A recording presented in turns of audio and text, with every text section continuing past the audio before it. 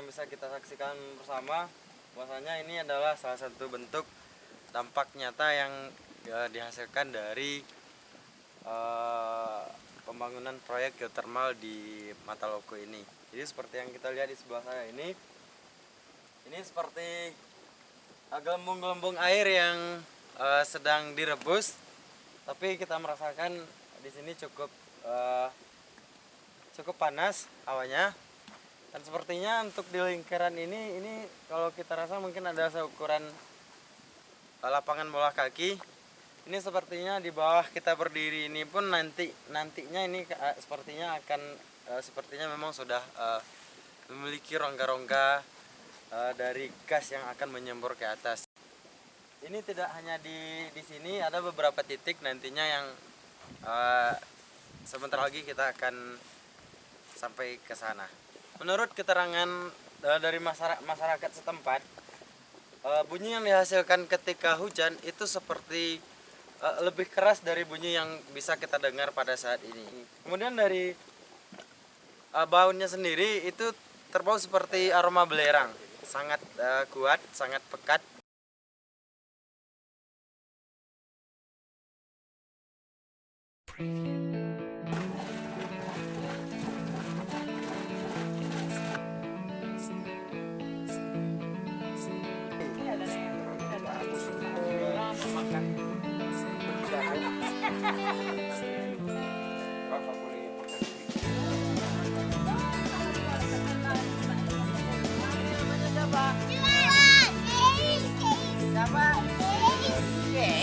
Enggak, sendiri. Misalnya dia bilang sebelum terjadi pemboran itu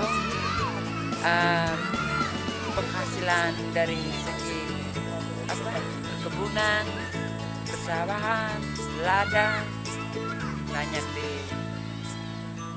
banyak ini hasil yang dipanen oleh masyarakat setempat.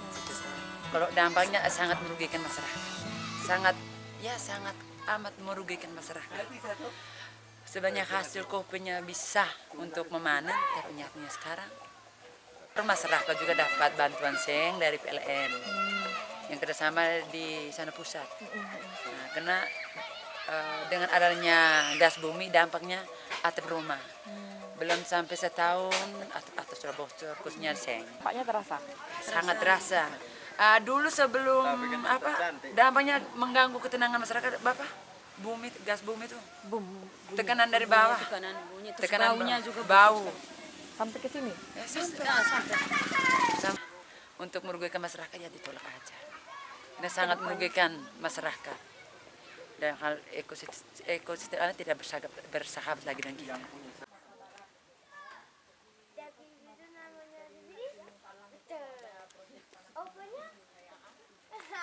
Kalau musim kemarau udah punya semburan atau titik-titik muncul yang baru masih berkurang. Kalau musim hujan pasti titik-titik atau semburan baru pasti akan bermunculan. Nanti situ kita tahu dampak paling fatal untuk lokasi yang terdekat dengan gas bumi akibat pemboran itu. Oke. Jadi kini kamilah sampai di lokasi dampak geothermal yang kedua. Jadi kalau hari petang kamilah mencari dampak di titik yang pertama yang kini itu memang kami cari memang jauh lebih luar biasa, jauh lebih dahsyat dari titik yang pertama. Tapi di belakang kami itu memang tidak disengaja ndak itu adalah jarak paling dekat yang bisa kami tempuh karena memang di situ tanahnya itu lunak, jadi seolah-olah awak berjalan di atas rawang rasanya begitu di situ kok.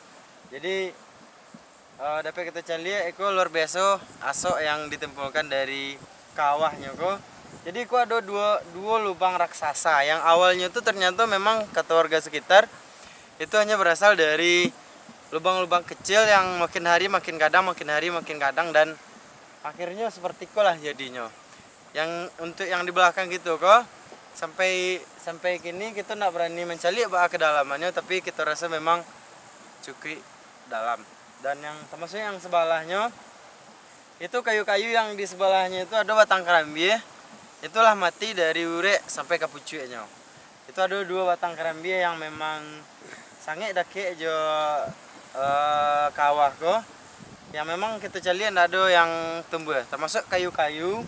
Ada beberapa kayu-kayu besar di siko, kayu-kayu gadang di siko yang punya akar kokoh, tapi dengan adanya kawah kokoh menjadi mati.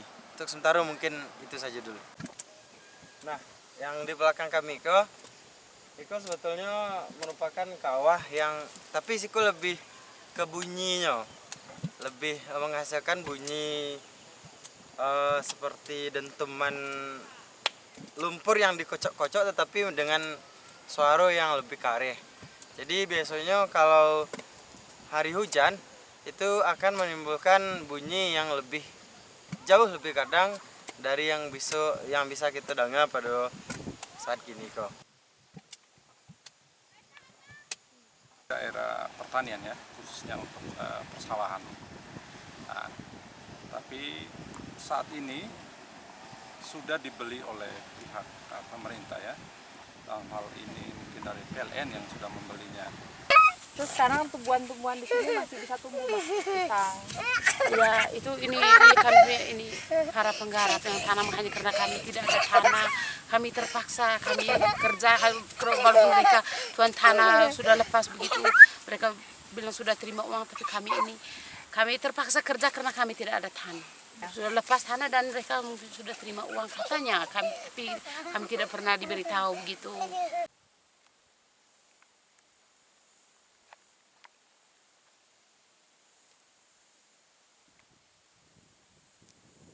Menutup.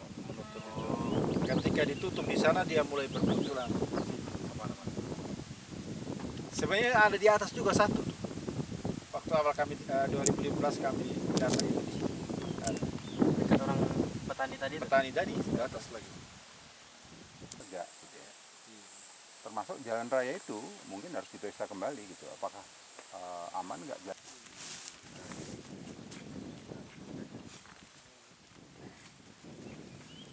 Mereka datang sosialisasi begitu. Oh ini mau apa? Atau sebelumnya tuh ada apa di situ mau? Sebelum bor-bor tuh yang bilang darat apa semua itu bagaimana ceritanya? Tidak ada apa-apa. Orang di situ bikin padang hewan. Tidak ada apa-apa. Saya punya bapak dulu kan ada kandang di situ. Kandang kerbau. Jadi tidak ada gejala apa-apa sebelum bor tuh. Kami yang rasanya nanti sesudah bor ini, Pak. Iya, sesudah bor. Sekitar 2001. 2001 sudah keluar ininya. Iya. Ya MT1 itu cari-cari itu langsung sekarang sampai sekarang. MT1 itu yang paling bawah ya? Yang paling bagus. Yang paling bagus. Mau besar itu. Yang mau buat sekarang mereka bikin pagar. Karena Ya, itu yang sudah jadi kolam besar tuh, Pak. itu sekalian dengan MT2.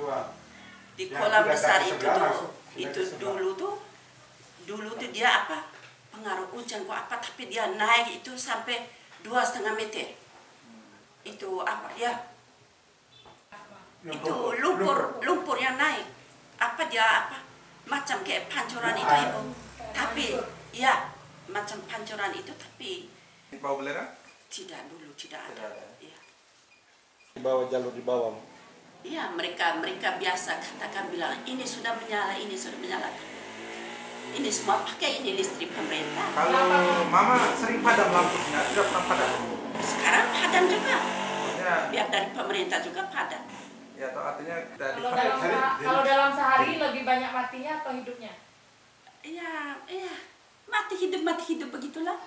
Malam juga begitu, siang juga begitu. Sebulan berapa kamu bayar listriknya? Listriknya kami pakai apa? Di Pulsa. Surabaya. Pulsa. Berapa pulsa Mama kira-kira? Biar ada ganti rugi di bawah. Itu bagaimana? Ganti rugi itu yang 5 hektar itu yang lubang-lubang. Nah, Itu ini Maria Kristina, dia berjuang sampai di Jakarta. Pergi dengan tuan tanah itu tuh. Pergi masuk kantor di sana.